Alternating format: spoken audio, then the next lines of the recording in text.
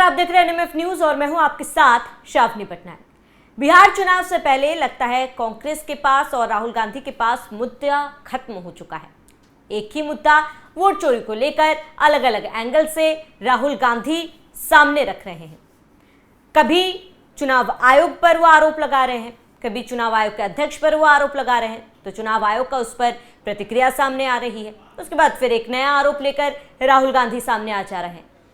राहुल गांधी ने हाल फिलहाल में एक प्रेस कॉन्फ्रेंस की। उन्होंने कहा कि उनके पास तमाम सबूत है। पहले भी कई बार बोल चुके हैं कि उनके पास सबूत है, और उसके बाद फिर एक बार वोट चोरी का आरोप लगाया, वोट डिलीटिंग का आरोप लगाया चुनाव आयोग पर। और इसके साथ ही राहुल गांधी ने यह कहा कि मेरे पास हाइड्रोजन बम है जो कुछ समय में मैं पेश करूंगा। लेकिन पूरे प्रेस कॉन्फ्रेंस में कहीं पर भी राहुल गांधी की तरफ से सटीक सबूत पेश नहीं किए गए, और जिसके बाद चुनाव आयोग का भी जवाब सामने आया है। एक एक पॉइंटर्स को लेकर चुनाव आयोग ने तमाम राहुल गांधी की बातों को खारिज कर दिया। अब ऐसे में बड़ा सवाल ये कि क्या कांग्रेस मुद्दा विहीन हो चुकी है कि एक ही राग अलापे जा रही है। इसी पर हम चर्चा करेंगे। मेरे साथ मेरे सहयोगी रोहित जुड़े हुए हैं। रोहित, लगातार राहुल गांधी एक ही मुद्दे पर अलग अलग एंगल से प्रेस कॉन्फ्रेंस करते हैं, बयानबाजी करते हैं। आज जो उन्होंने प्रेस कॉन्फ्रेंस की है, उन्होंने फिर एक बार वोट चोरी का आरोप लगाया, वोट डिलीटिंग का आरोप लगाया, खासतौर पर कर्नाटका का फिर एक बार उन्होंने उदाहरण दिया है। लेकिन फिर वही इलेक्शन कमीशन ने जवाब दिया, तमाम बातों को खारिज कर दिया। क्या कांग्रेस पूरे चुनाव को लेकर अब एक ही मुद्दे पर चुनाव लड़ेगी? जमीनी स्तर पर, जमीनी मुद्दों पर चुनाव नहीं लड़ने जा रही? देखिए, राहुल गांधी के आरोपों में थोड़ी बहुत सच्चाई हो सकती है, लेकिन चुनाव आयोग ने ये तो कन्फर्म कर दिया कि वोट डिलीशन प्रक्रिया ऑनलाइन नहीं है। तो राहुल गांधी जो तथ्य पेश कर रहे हैं कि वोट डिलीट कर दिए गए, 6000 वोट हटा दिए गए, उस तथ्य में तो वो फेल हो रहे हैं जो चुनाव आयोग कह रहा है। और बार बार एक ही रट कांग्रेस की तरफ से लगाई जा रही है कि वोट चोरी, वोट चोरी, वोट चोरी। इससे पहले ईवीएम का मामला लेकर इसी तरीके से बवाल खूब काटते थे विपक्ष वाले। जब बुलाया गया कि आकर ईवीएम आप हाईजैक करके दिखा दीजिए, तो फिर देश की कोई ही पार्टी नहीं गई। जो दिखाना चाहते थे उन्होंने प्रयास भी किया तो फेल रहे। अब ईवीएम का मुद्दा जब जनता समझ गई कि ये बेवकूफ़ बनाने वाला है, तब फिर आ गए वोट चोरी पर। ये ईवीएम चोरी, ईवीएम हाईजैक का बदला हुआ रूप वोट चोरी उन्होंने यहाँ पर नाम दे दिया। अब लगातार राहुल गांधी वोट चोरी की बात कर रहे हैं। लेकिन सच बात ये है कि वोट चोरी या सिस्टमैटिक साजिश साबित करने के लिए उनके पास कोई कठोर प्रूफ नहीं है, कठोर प्रमाण नहीं है। वो आते हैं, प्रेस कॉन्फ्रेंस करते हैं, और फिर बाद में आप देखते हैं किस तरीके से जिनका नाम बताते हैं वो आकर कहते हैं भाई झूठा नाम मेरा प्रेस कॉन्फ्रेंस में ले दिया, मेरी तस्वीर झूठी दिखा दी। बेंगलोर के एक ऐसे लड़के का एक बार किया। बिहार में ऐसे कई लोग सामने आए जिन्होंने कहा कि मेरी तस्वीर, मेरी वोटर आईडी दिखाई गई, वो झूठा था। तो प्रोपोगेंडा साफ नज़र आ रहा है। मैं नहीं कह रहा हूं कि जांच नहीं होनी चाहिए। अगर आरोप लग रहे हैं चुनाव आयोग पर तो निष्पक्ष तौर पर जांच की जानी चाहिए। बात यहां पर यह भी होती है कि तमाम चुनाव आयोग को कवर करने वाले रिपोर्टर्स ये बताते हैं कि बाहर तो तमाम प्रेस कॉन्फ्रेंस होती है, खूब आरोप लगते हैं जनसभाओं और रैलियों में, लेकिन जैसे ही ये पार्टियां चुनाव आयोग के अंदर जाती हैं, जैसे ही उनके रूम में पहुंचती हैं, कहते हैं कि सब बढ़िया चल रहा है, आप बहुत अच्छा ध्यान रख रहे हैं, विपक्ष का भी पक्ष का भी। लेकिन जैसे ही चौखट से बाहर आते हैं फिर चिल्लाना शुरू कर देते हैं, वोट चोरी कर लिया, वोट चोरी कर लिया, वोट चोरी कर लिया। जनता के मुद्दों को लेकर लगातार बात नहीं की जाती है। मैं फिर वही कह रहा हूं कि जब तक ये मुद्दा उठाएंगे कांग्रेस का कल्याण नहीं होने वाला है। जनता के मुद्दों को उठाइए। जनता भी समझ रही कि भाई, जैसे मेरा नाम लेकर उन्होंने कल को दिखा दिया कि वोट चोरी हुई, यहाँ पर इनका नाम नहीं है, काट दिया गया। मैं 8 साल पहले, 5 साल पहले यहाँ आ गया, हो सकता है मैंने यहाँ पर बनवा लिया हो, वहाँ पर कटवा दिया हो। अब इस पर बवाल काट रहे हैं लगातार, तो मैं तो सामने आकर बता रहा हूँ ना कि असलियत क्या है। ऐसे 4 लोग भी अगर आ जा रहे हैं तो पूरी प्रेस कॉन्फ्रेंस झूठी साबित हो जा रही है। और जब चुनाव आयोग कहता है कि भाई FIR दर्ज करा दीजिए, मामला दर्ज करा दीजिए, तब फिर कहते हैं हमने प्रेस कॉन्फ्रेंस में बोल दिया, बाकी और कुछ बात नहीं। विपक्ष कहता है कि भाई चले जाइए, आप मामला दर्ज कराइए। SIR का फिलहाल विरोध भी यही लोग कर रहे हैं।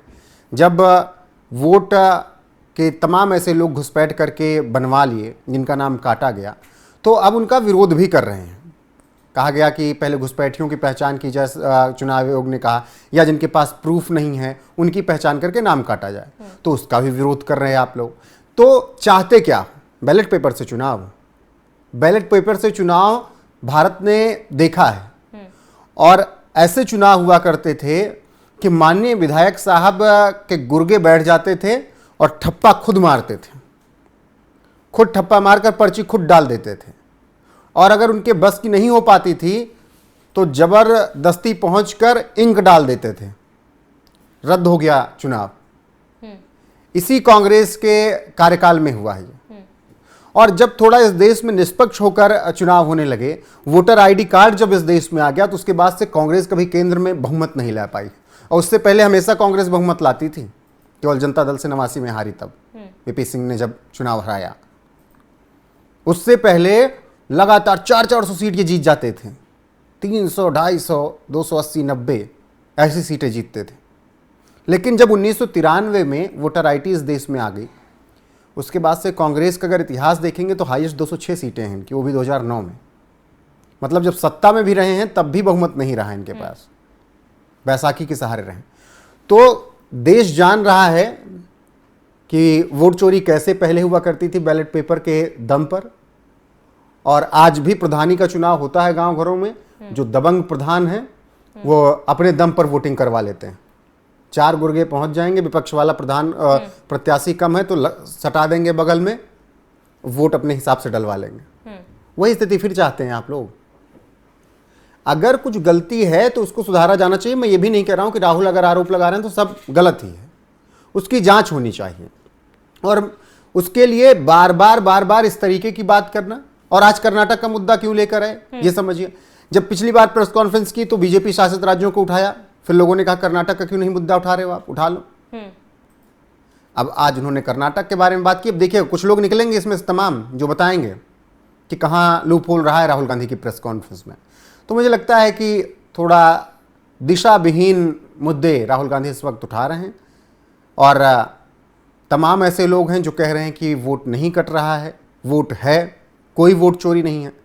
अब बैलेट पेपर की बात करते हो, ईवीएम की जगह पे बैलेट पेपर से ही चुनाव हुआ उपराष्ट्रपति का ना, वहां पर भी तो आपके 15 सांसद गायब हो गए, मतलब वहां पर भी चोरी कर दी। लेकिन राहुल गांधी ने अपने प्रेस कॉन्फ्रेंस में फिर एक बार वही पहले एटम बॉम्ब का जिक्र किया था, अब हाइड्रोजन बॉम्ब का जिक्र कर रहे हैं, लेकिन वो बॉम्ब वो सामने ना पेश कर पा रहे हैं ना फोड़ पा रहे हैं। और इसके साथ ही एक बयान राहुल गांधी का सुनाते हैं जिसमें उन्होंने ये जिक्र किया है कि चुनाव आयोग से ही अब उन्हें खबरें मिल रही है। जरा वो बयान सुनते हैं। बात आई जो मैं आपको बताना चाहता हूं कि इलेक्शन कमीशन के अंदर से हमें मदद मिलनी शुरू हो गई। मैं साफ बोल देता हूं, इलेक्शन कमीशन के अंदर से, पहले नहीं हो रहा था, अब इलेक्शन कमीशन के अंदर से इंफॉर्मेशन आ रही है। ये रुकेगा नहीं, ये रुक नहीं सकता है, क्योंकि हिंदुस्तान की जनता इस बात को एक्सेप्ट नहीं करेगी।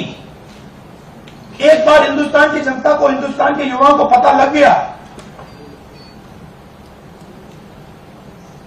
कि वोट चोरी हो रही है। रोहित, ये बयान सुना आपने राहुल गांधी का, वो ये कह रहे हैं कि चुनाव आयोग से ही अब खबर मिल रही है, चुनाव आयोग के अंदर से ही ये तमाम खबरें आप जो है उन तक पहुंचाई जा रही है। क्या तो मतलब, वाकई में इस बात में थोड़ी सी सच्चाई? तो मतलब अब चुनाव आयोग कांग्रेस के लिए काम करने लगा, ये कह रहे हैं, यही बात कह रहे हैं ना कि चुनाव आयोग अब कांग्रेस के लिए काम करने लगा। तो जो आरोप आप बीजेपी पे लगा रहे हो वही तो आप शुरू कर चुके हो ना। और रही बात, वो सबसे पहले वो लाल डायरी की मैं बात करूंगा, संविधान नहीं है वो, क्योंकि उसके अंदर कोरे कागज होंगे, और ये पहले भी प्रूफ देखा हमने, दिखाया भी कि इस तरीके से सादे पन्ने हैं और लाल डायरी लेकर हाथ में पहुंच जाते हैं, संविधान की बात करते हैं, लेकिन तब खामोश हो जाते हैं जब इस देश का अशोक चक्र तोड़ा जाता है, तब इन्हें संविधान याद नहीं आता है। और एक बात इन्होंने और कही कि जिस दिन युवा इस देश का जान गया, भाई युवा 1993 के बाद जान गया इस देश का, और इसीलिए धीरे धीरे धीरे धीरे आपको यहाँ पर पहुँचा चुका है कि आप 100 सीट के लिए तरस रहे हैं। 93 में युवा जागा, जो कि अब वयस्क हो रहा है, उसने आपको 96 में 140 सीटों पर सिमटा दिया, 98 में 141 सीटों पर आपको सिमटा दिया, फिर 99 में 114 सीटों पर आपको लाकर पटक दिया। 2004 में जब आप सत्ता में रहे तब भी 145 सीटों पर आपको लाकर पटका। 2006 में 206 पर लाके और 2009 में 206 पर पटक दिया जब युवा जगा। और 2014, 2019 और 2024 में क्या हुआ, केवल आपकी सांसें चल रही हैं, इतनी सीटें आपको मिली हैं। तो इस देश का युवा 1993 के बाद से जगा और उसने बताया कि वोट चोरी करने वाले, वोट चोरी का उदाहरण बीजेपी यही देती है ना कि सबसे बड़ी वोट चोरी किसने की, इंदिरा गांधी ने। बीजेपी की तरफ से मैं बात कह रहा हूँ। जब भाई इलाहाबाद हाई कोर्ट ने आदेश दे दिया तब फिर आपने कैसे इमरजेंसी लगा दी? क्यों? क्योंकि आप जेल नहीं जाना चाहती थी। इस देश को बंधक बना लिया क्योंकि आप रायबरेली से चुनाव हार गई एक ऐसे कैंडिडेट के सामने जिसको आप लोग सोचते थे कि गांधी परिवार के सामने वो क्या कुछ कर पाएगा। और उन्होंने चुनाव जीता और उसके बाद किस तरीके से इस देश में वोट चोरी हुई उस सब ने देखा। बंधक बना रहा देश 2.5 साल 2 साल तक, 75 से 77 के बीच में। तो इस देश ने देखा है कि वोटर आईडी जब नहीं हुआ करती थी तो कांग्रेस कैसे लगातार चुनाव बिग मार्जिन से जीतती थी। इस देश ने देखा है कि बैलेट पेपर कैसे लूटे जाते थे। मुझे एक वाकया याद आ रहा है, नाम नहीं याद आ रहा है, मध्य प्रदेश की घटना थी, 90 का दौर था और बैलेट पेपर उठाकर माननीय दिल्ली लेकर चले आए थे और बोले हमको अगर मंत्रालय नहीं मिला तो बैलेट पेपर की काउंटिंग होगी ही नहीं। हर जगह है खबर। तो ये हाल था। सोचिए, बिहार में अपने दम पर वोटिंग करवा ली जाती थी।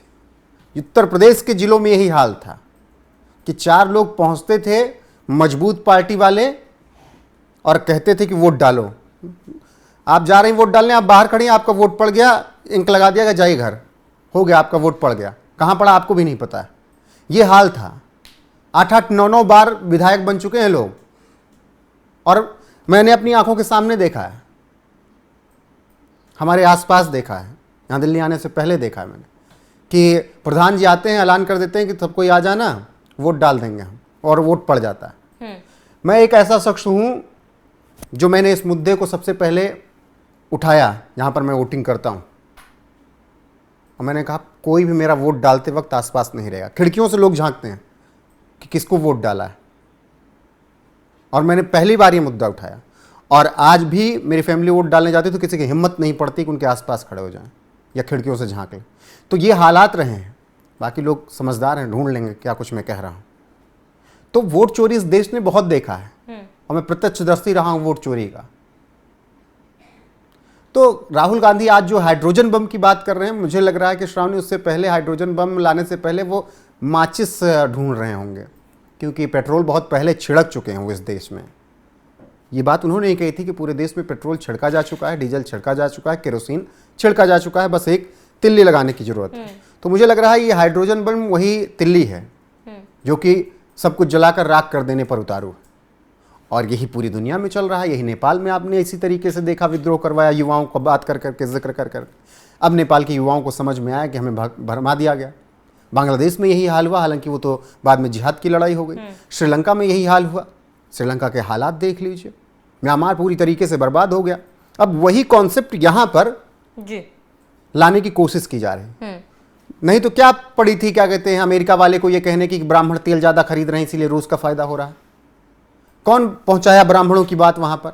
देश बहुत अच्छे से समझ रहा है कि करना क्या चाह रहे हैं। और बात रही फिर आखिर में मैं कहूंगा युवाओं के जगने की, तो युवा 93 से जग चुका है और 14 में भी वो जगा। और हो सकता है कि इनका जो सत्ता में है, अगर इनकी मनमानी चली और युवाओं को लग गया जिस दिन, उस दिन वो जग कर इन्हें भी पलट देंगे, मिनट नहीं लेंगे। मैं हमेशा कहता हूं कि इस देश में जब इंदिरा गांधी की तानाशाही नहीं चल पाई तो फिर अपने आप को कोई ये ना समझ ले कि वो सत्ता के शीर्ष पर हमेशा रहेगा। इंदिरा गांधी की तानाशाही को इस देश ने उखाड़ फेंका। तब तो ये तो 3 बार के अभी सत्ता में आए हैं। जिस दिन जनता को लगा बिल्कुल उस दिन पलट देगी। बिल्कुल रोहित, और इसके साथ ही क्योंकि अभी समय बेहद ही कम है, लेकिन अभी भी अगर कांग्रेस चिताती है और मुद्दों पर बात करती है, बेरोजगारी पर बात करें, स्वास्थ्य पर बात करें, शिक्षा पर बात करें, तो शायद अभी भी कांग्रेस के पास समय है कि थोड़ा बहुत अच्छा परफॉर्म कर सकती है। एक ही राग अलापेगी अगर कांग्रेस, तो नतीजा कांग्रेस को भुगतना पड़ेगा। रोहित, जुड़ने के लिए बहुत बहुत शुक्रिया आप सभी का। इस पूरे मामले पर क्या कहना है हमें कमेंट कर जरूर बताएं। साथ ही बने रहिए NMF न्यूज़ के साथ।